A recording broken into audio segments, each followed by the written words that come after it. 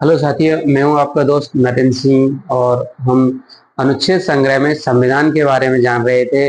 और संविधान के बारे में जानते हुए हमने 23 वीडियो देख लिए थे और उन पहले वीडियो को जरूर देखें।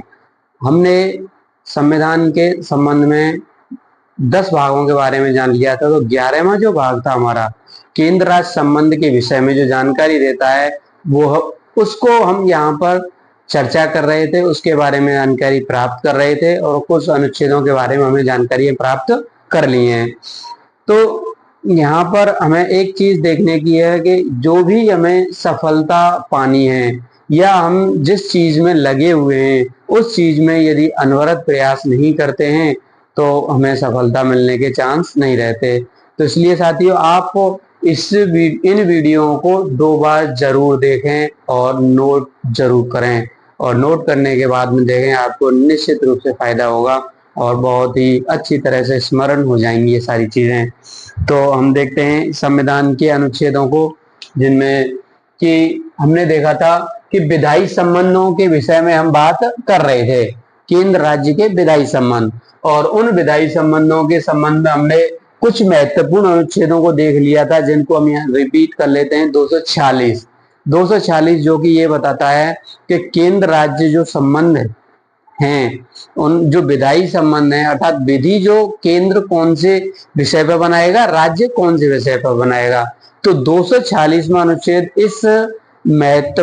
इस दृष्टिकोण से महत्वपूर्ण है कि उसमें विषय दिए हुए हैं, अर्थात केंद्र सूची और राज्य सूची, विषय और समवर्ती सूची, 3 सूचियां बताई गई हैं अनुच्छेद 246 में। इसके अलावा जो भी चीज रह गई बची हुई, उस समय जब संविधान निर्माण कर रहे थे निश्चित रूप से सीमाएं होती हैं, तो वो लोग इस चीज को जानते थे संविधान निर्माता। तो उन्होंने संविधान निर्माताओं ने क्या किया कि कुछ चीजों को ऐसे मतलब एक अवशिष्ट सूची बनाई और उसे 248 में रखा और रख करके कहा कि जो भी चीज होंगी और वो केंद्र के पास रहेंगी, जो नई चीजें होंगी, जब भी नई चीज ऐड होती चली जाएंगी भविष्य में, तो वे अवशिष्ट सूची में आती हैं। तो ये ऐसे ही 249 है अनुच्छेद। 249 अनुच्छेद बहुत ही महत्वपूर्ण है। राज्य सूची के विषयों पर कानून बनाने का संसद को अधिकार दे सकती है अनुच्छेद 249 के तहत। अनुच्छेद 250 आपातकाल में केंद्र को राज्य सूची के विषयों पर कानून बनाने का अधिकार देता है। तो इस तरह से ये 3-4 अनुच्छेद जो पीछे रह गए पिछले वीडियो में, तो उन्हें आप देख लेना वहां पे विस्तृत। अब यहां पर हम देखेंगे कि अनुच्छेद 252, 2 या 2 से अधिक राज्यों के लिए उनकी सहमति से विधि बनाने की संसद की शक्ति। अब 252 अनुच्छेद क्या कहता है? 252वां अनुच्छेद कहता है कि जो विधि बनाने की शक्ति है, वैसे तो केंद्र सूची, संघ सूची और राज्य सूची पर संघ सरकार संघ सूची पर और राज्य सूची पर राज्य सरकार कानून बनाएगी। लेकिन यदि 2 या 2 से अधिक राज्य इस बात को कहें केंद्र सरकार से, संघ सरकार से कहें कि वो उन पर कानून बनाए, तो वो भी जब भी कानून बना सकती है संसद। तो इस तरह से इसके अलावा अन्य राज्यों से स्वीकार या अंगीकार भी कर सकते हैं अनुच्छेद 252 के तहत। और अनुच्छेद 253 बहुत ही महत्वपूर्ण है। ये अंतरराष्ट्रीय संधियों को भारत में लागू करने के लिए जो भी केंद्र सरकार करना चाहे या जिस तरह से भी विधि बनाने का काम करे, उस चीज को देखने के लिए करता है 253 अनुच्छेद। केंद्र सरकार को शक्ति देता है कि वो विधान इस तरह से बना सके, अंतरराष्ट्रीय करारों को प्रभावी के जिस तरह से हो वो। अनुच्छेद 254, संसद द्वारा बनाई गई विधियों और राज्यों के विधान मंडलों द्वारा बनाई गई विधियों में असंगति। अब क्या हुआ कि मान लीजिए किसी भी कारण से केंद्र और राज्य की विधियां असंगत हैं और राज्य सूची और केंद्र सूची दोनों अपने अपने विषय पर बनाई लेकिन फिर भी असंगत हैं, तो उनमें वरीयता केंद्र सरकार अर्थात संघ सरकार की के कानून को दी जाएगी और संघ सरकार के कानून को लागू प्रभावी माना जाएगा। ये 254 अनुच्छेद। फिर आता है आपका 255 अनुच्छेद, जो कि सिफारिशों और पूर्व मंजूरी के बारे में अपेक्षाओं के लिए केवल प्रक्रिया के विषय में मानना। मतलब जो राज्यपाल सिफारिश करेगा या ऐसी चीजों को ये सिर्फ प्रक्रिया मानी जाएंगी। अर्थात राज्यपाल जब केंद्र से सिफारिश की बात करता है तो उस तरह की चीजें हैं, इसमें कोई खास ज्यादा महत्वपूर्ण नहीं है। अब आता है प्रशासनिक संबंध। केंद्र राज्य में प्रशासनिक जो संबंध वो कैसे होंगे, ये भी 11वें ही भाग में है। और 256 अनुच्छेद 256 इसके अंतर्गत राज्यों की ओर संघ की बाध्यता, राज्यों को और संघ की बाध्यता, अर्थात राज्य जो है संघ के अंतर्गत आएंगे। अर्थात जो कि 254वां अनुच्छेद है वो यहाँ 256 में कहीं न कहीं संबंधित है। अर्थात राज्यों के ऊपर संघ की बाध्यता रहेगी, अर्थात संघ सरकार के जो कानून हैं वो प्रभावी रहेंगे। संघ सरकार को राज्यों को निर्देश देने की शक्ति अनुच्छेद 256 के तहत मिली हुई है। अनुच्छेद 257 जो है कुछ दशाओं में राज्यों पर संघ का नियंत्रण, अर्थात कुछ दशाओं में राज्यों पर नियंत्रण 257। जैसे राज्य के अंतर्गत चीजें आएंगी लेकिन उन विषयों, चूंकि वे विषय संघ सूची में है इसलिए उन पर नियंत्रण रहेगा 257 के तहत संघ सरकार का। जैसे कि किसी राज्य में रेल मार्ग है, संचार है, राजमार्ग है, जो राष्ट्रीय राजमार्ग अथॉरिटी है, इन सब पर नियंत्रण किसका रहेगा? संघ सरकार का रहेगा। अनुच्छेद 258, यह अनुच्छेद 258 कुछ दशाओं में राज्यों को शक्ति प्रदान करने की संघ को शक्ति देता है कि कुछ विशेष दशाओं में संघ सरकार के पास शक्ति रहेगी। यहां पर भी संघ को ज्यादा शक्तियां दी गई हैं, राज्य को कम। अर्थात एक तरह से जो शक्तियों का झुकाव है वो संघ की ओर ज्यादा है, राज्य के पास कम है। प्रशासनिक में भी, जैसे कि विधान में देखा था वहां पर भी प्रशासनिक संबंध में। अनुच्छेद 259 इसको निश्चित कर दिया गया, अर्थात इसे समाप्त कर दिया गया है 1956 7वें संविधान संशोधन के द्वारा। अनुच्छेद 260 भारत के बाहर के राज्य क्षेत्रों के संबंध में संघ की अधिकारिता, अर्थात भारत के बाहर के जो राज्य हैं वो अंदर यदि कोई काम करते हैं तो संघ की अधिकारिता के अंतर्गत करेंगे, वो 260 कहता है अनुच्छेद। अनुच्छेद 261 भारत के राज्य क्षेत्र में सर्वत्र संघ के और प्रत्येक राज्य के सार्वजनिक कार्यों, अभिलेखों और न्यायिक कार्यवाहियों को पूरी मान्यता। अर्थात संघ के अंतर्गत संघ सरकार और राज्य के अंदर राज्य सरकार के जो भी सार्वजनिक कार्य होंगे वे और अभिलेख और न्यायिक को पूरी मान्यता वहां पर दी जाएगी। तो ये 261 है। अब देखिए जल संबंधी विवाद, ये भी हमारे विधायी संबंध में ही आता है, 11वें भाग में ही है ये भी। तो 11वें भाग में अनुच्छेद 262, अनुच्छेद 262 जो है अंतरराज्यीय नदियों या नदी दूनों के जल संबंध में विवाद, अर्थात अंतरराष्ट्रीय जल विवाद जो होंगे, अंतरराज्यीय जो जल विवाद होंगे उन्हें सुलझाने के लिए अनुच्छेद 262 में बताया गया है और प्रक्रिया बताई गई है कि केंद्र सरकार अंतरराज्यीय जल विवाद बोर्ड या जल निगम बना सकता है विभिन्न नदियों के लिए। जैसे कावेरी नदी जल विवाद है, ऐसे ही नर्मदा जो नदी है वो कई राज्यों में होकर निकलती है, तो उसके संबंध में भी किस तरह से निर्णय होगा ये अनुच्छेद 262 में उल्लेख कर दिया गया है। अनुच्छेद 263, ये दोनों ही बहुत ही महत्वपूर्ण है। 262 सीधा क्वेश्चन आ जाता है कि अंतरराज्यीय जल विवाद से संबंधित है अनुच्छेद या कहां से इनका निवारण होता है। ऐसे ही 263 का भी सीधा आता है क्वेश्चन कि अंतर्राज्यीय परिषद के संबंध में कहां पर बताया गया है। अंतर्राज्यीय परिषद अर्थात राज्यों के मध्य में समन्वय स्थापित करने के लिए, केंद्र राज्यों के संबंधों को आगे बढ़ाने के लिए धीरे धीरे या सही तरीके से बढ़ सकें, विवाद नहीं हो केंद्र और राज्यों के मध्य में।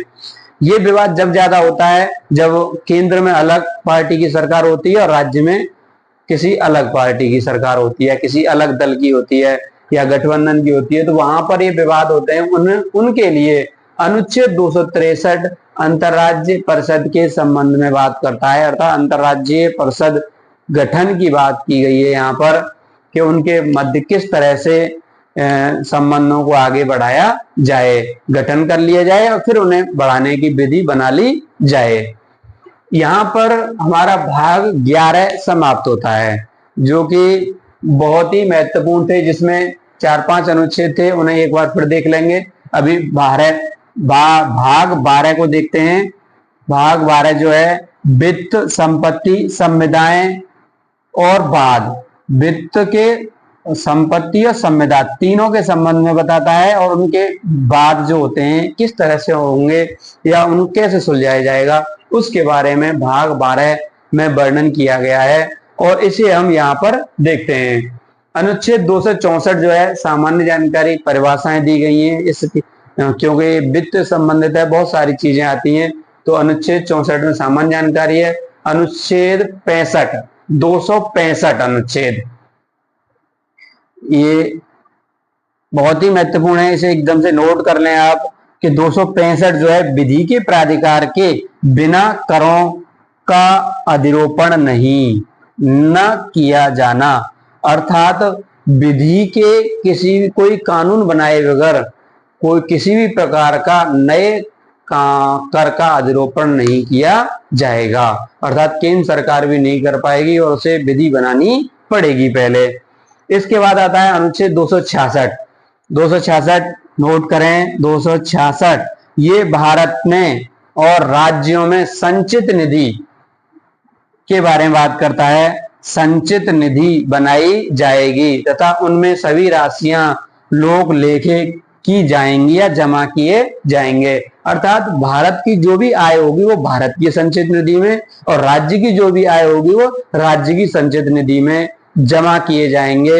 ये बात करता है 266, अर्थात एक संचित निधि होगी और उस पर जो नियंत्रण होगा संचित निधि का, संघ की जो संचित निधि होगी उस पर संसद का होगा और राज्य की जो संचित निधि होगी वहां के विधानमंडल का होगा और उसमें सारी चीजें जमा की जाएंगी। अनुच्छेद 266 इसे भी नोट करें क्योंकि ये आकस्मिक निधि से संबंधित है। संघ की आकस्मिक निधि और राज्य की आकस्मिक निधि, प्रत्येक राज्य की अलग अलग होगी और संघ की अपनी होगी। संघ की आकस्मिक निधि के अनुच्छेद 115 और 116 में हम जान चुके हैं कि संघ की आकस्मिक निधि होगी और उस पर किसका नियंत्रण होगा। ये संघ की जो आकस्मिक निधि होगी वो राष्ट्रपति के द्वारा निर्मित की जाएगी और राष्ट्रपति के द्वारा समय समय पर संसद से विधि के द्वारा उसमें धनराशि जमा की जाएगी और उस आकस्मिक निधि पर राष्ट्रपति के अधीन रहेगी संघ की। ऐसे ही राज्य की जो आकस्मिक निधि होगी प्रत्येक राज्य की अलग अलग होगी और अनुच्छेद 205 और 206 में इनके बारे में और पहले बता दिया गया है। वहां पर बताया गया कि जो राज्य की आकस्मिक निधि होगी वो विधानमंडल के द्वारा निर्मित होगी और उसमें विधानमंडल के द्वारा समय समय पर धनराशि जमा किए जाते रहेंगे और राज्यपाल के अधीन रहेगी ये राज्य की। तो इस तरह से हम यहाँ पर कई अनुच्छेदों को देखते हैं, केंद्र राज्य संबंध में बहुत ही महत्वपूर्ण है और उनसे सीधे क्वेश्चन आते हैं। बड़े एग्जामों में तो सीधे आते ही हैं, छोटे एग्जामों में भी आने लगे हैं और काफी डीप तक जाते हैं। जो हमारा संविधान है या प्रशासनिक संबंध है उनके बारे में डीप क्वेश्चन जाते हैं, तो वहां पर यहाँ से क्वेश्चन आपको मिल जाते हैं। कुछ बहुत ही फेमस आर्टिकल हैं उनके बारे में मैं दोबारा बता रहा हूं, उन्हें एक बार फिर देख लें। जैसे कि 246 जो अनुच्छेद है वो क्या था, 246वां अनुच्छेद था संघ और राज्य सूची और समवर्ती सूची। 3 सूचियां थी, संघ सरकार और केंद्र सरकार, राज्य सरकार और समवर्ती सूची। समवर्ती सूची पर दोनों को कानून बनाने का अधिकार होता है। अब से सूची 248 और राष्ट्रीय हित में संसद को राज्य सूची पर कानून बनाने का अधिकार 249 के तहत मिलता है। और आपातकाल में किस तरह से विधियां परिवर्तित होंगी, अर्थात राज्य सूची के विषयों पर किस तरह से केंद्र कानून बनाएगा, वो 250 में आ जाता है। फिर इसके बाद हम देखते हैं 253 अंतरराष्ट्रीय करारों को बनाने के लिए, अर्थात अंतरराष्ट्रीय जो संधियां हैं उनको प्रभावित करने के लिए केंद्र सरकार को 253 के तहत अधिकार दिए गए हैं। और फिर उसके बाद आते हैं 256 में बताया गया है कि राज्यों को जो संघ सरकार है वो निर्देश दे सकती है। ऐसे ही आगे चलते हैं हम 262 जो अनुच्छेद है वो अंतरराज्यीय नदियों के नदी दूनों के बारे में, अंतरराज्यीय जल विवाद को सुलझाने के लिए अनुच्छेद 262 उपबंध करता है, विवादों को न्याय किस तरह से होगा। 263 अंतरराज्यीय पर विकास परिषद है, अंतरराज्यीय परिषद के गठन के बारे में उपबंध किए गए 263 में। अब भाग 12 जो है 264 से चालू होता है और 264 में सामान्य जानकारी है, लेकिन 65 अति महत्वपूर्ण है, जहां पर बताया गया है कि करों को बिना विधि के प्राधिकार के बिना नहीं लगाया जाएगा, संसद भी नहीं लगा सकती। अनुच्छेद 266 जिसमें कि संघ संचित सूची और राज्य की संचित सूची के बारे में बताया गया है, राज्यों की संचित निधि जिसमें सारी चीजें जमा होती हैं आय, तो संचित निधि के बारे में 266 में। और आकस्मिक निधि जो संघ की आकस्मिक निधि है उसके बारे में बताया गया है 267 में, और राज्य की आकस्मिक निधि भी 267 में ही है। लेकिन संघ की आकस्मिक निधि के बारे में कुछ पहले जानकारी 115 और 116 में मिल चुकी है, और राज्य की आकस्मिक निधि के बारे में 205 और 206 में। अब यहाँ पर दोनों जो एक तो है संचित निधि और एक है आकस्मिक निधि, दोनों से क्वेश्चन आते हैं और कंफ्यूज होते हैं, तो यहाँ पर एकदम स्पष्ट समझ लें कि जो संचित निधि है उस पर संसद का नियंत्रण रहता है और आकस्मिक निधि पर राष्ट्रपति का रहता है और राज्यों में राज्यपाल का रहता है। तो साथियों, पूरा वीडियो देखने के लिए बहुत बहुत धन्यवाद, और बने रहें हमारे साथ में, अपने दोस्तों को शेयर करें पसंद आए तो, और लाइक करें और चैनल को सब्सक्राइब भी करें। साथियों, किसी भी सफलता के लिए 2-3 चीजें आवश्यक होती हैं, एक तो दृढ़ इच्छा और आपका दूसरा सही दिशा में कदम और कड़ी मेहनत। इन सब तीनों चारों चीजों से मिलकर के बनती है हमारी सफलता।